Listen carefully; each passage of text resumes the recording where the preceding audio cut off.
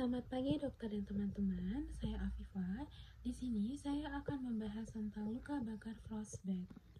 Jadi untuk definisinya adalah cedera akibat dari suhu dingin yang membeku karena kerusakan jaringan yang terjadi akibat dari paparan dingin terutama pada suhu di bawah 0 derajat Celcius. Untuk etiologinya adalah paparan kulit terhadap suhu beku yang menyebabkan radang dingin atau frostbite. Durasinya paparan lama dan suhu lebih rendah bisa meningkatkan resiko dan keparahan. Terjadi kerusakan jaringan akibat dari pembekuan jaringan, gangguan perfusi darah, iskemia, dan juga nekrosis. Untuk faktor yang memperburuk dari cedera adalah yang pertama penyakit dengan gangguan vaskular atau perfusi, seperti penyakit pembuluh darah perifer dan penyakit Raynaud, lalu diabetes mellitus, malnutrisi, kebiasaan merokok, dan mekanisme utamanya adalah vasokonstriksi yang berlebihan, jadi penurunan dari perfusi jaringan, dan isolasi panas tubuh yang tidak adekuat. Untuk anamnesis, pasien biasanya mengeluhkan mati rasa, nyeri atau sensasi terbakar pada area yang terpapar dingin, lalu riwayat paparan suhu dingin, lama paparan, dan kondisi lingkungan perlu juga digali, dan terdapat perubahan warna kulit, yaitu putih, kebiruan, hingga kehitaman yang sering dilaporkan. Selain itu, perlu juga ditanyakan terkait dari riwayat faktor resiko seperti alkohol, imobilisasi, atau penyakit kronis. Untuk pemeriksaan fisiknya, yang pertama kulitnya tampak pucat dan putih, lalu ada sensasi rasa berat pada ekstremitas. Untuk sensasinya, biasanya ada rasa berat pada ekstremitas dan terdapat mati rasa, dan pada stadium lanjut, warna kulitnya menjadi keunguan atau gelap akibat dari gangguan aliran darah dan juga kohesti. Klasifikasinya berdasarkan dari kedalaman cederanya ada frostbite superficial. Untuk tandanya lepuh pucat atau putih setelah rewarming, dan frostbite dalam terdapat lepuh hemoragik, risiko gangren, dan area cedera biasa memiliki batas jelas dengan jaringan sehat. Ditemukan juga perubahan setelah rewarming, yaitu ada edema, biasanya muncul dalam 3-5 jam yang bisa bertahan sampai 7 hari, dan terdapat juga lepuh atau bula yang muncul 4-24 jam. Dan pada perkembangan lebih lanjut bisa ditemukan juga eskar yang terlihat jelas pada hari ke-10 sampai hari ke-15, dan adanya mumifikasi dan garis demarkasi yang terbentuk dalam 3-8 minggu. Untuk pemeriksaan penunjang, yang pertama adalah laboratorium. Laboratorium membantu dalam menilai kontribusi komorbid terhadap dari iskemia jaringan. Ada juga imaging, yaitu TC99 bone scan yang dilakukan dengan 3 fase untuk menilai dari luas cedera sejak awal.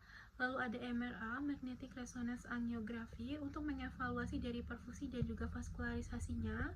Lalu bisa juga digunakan TC99 bone scan yang menentukan kelayakan terapi trombolitik atau TPA. Dari pemeriksaan penunjang adalah untuk mengetahui kedalaman dan juga luas dari cedera, viabilitas jaringan, perencanaan amputasi dini, dan kandidat terapi lanjutan atau TPA. Jadi untuk diagnosis, frostbite merupakan diagnosis klinis. Diagnosisnya ditegakkan berdasarkan dari riwayat paparan suhu yang ekstrim di bawah dari 0 derajat Celcius, durasi paparan yang cukup lama, si tubuh yang terpapar, misalnya ada hidung, jari, dan telinga, dan pemeriksaan tambahan tidak wajib untuk menegakkan dari diagnosis.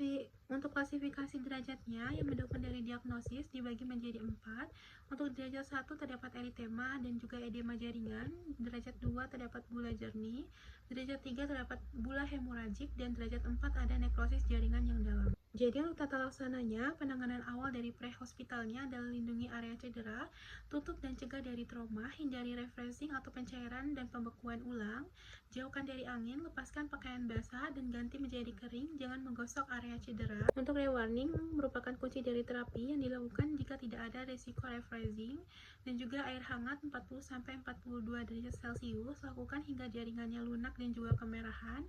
Lalu dilakukan monitor sensasi secara berkala. Penanganan di rumah sakit, prioritas utamanya adalah atasi dari hipotermia sistemik terlebih dahulu, dan target suhunya yaitu di atas 35 derajat Celcius, jaringannya IV hangat. Lanjutkan rewarming lokal setelah stabil. Untuk terapi medikamentosanya bisa diberikan NSAID untuk meredakan nyeri dan antiinflamasi, lalu bisa juga diberikan analgesik kuat, opioid, untuk apabila terdapat nyeri yang berat, lalu diberikan TPA dan juga heparin intravena kasus berat pada iskemik perfusi yang tidak kembali. Lalu bisa juga diberikan ilopros yang merupakan vasodilator untuk mencegah dari iskemik, namun untuk ketersediaannya terbatas. Selanjutnya untuk perawatan luka, untuk mencegah dari infeksi dan juga dehidrasi, untuk apabila terdapat bulanya jernih dapat dipertimbangkan untuk dilakukan drainase, dan apabila bulanya hemoragik biarkan dia utuh dan hindari debridement terlalu dini. Untuk tindakan bedanya adalah debridement setelah rewarmingnya adekuat, waspadai adanya sindrom kompartemen, jadi harus dilakukan operasi segera dan amputasi ditunda kurang lebih 6 minggu sampai batas jaringannya jelas.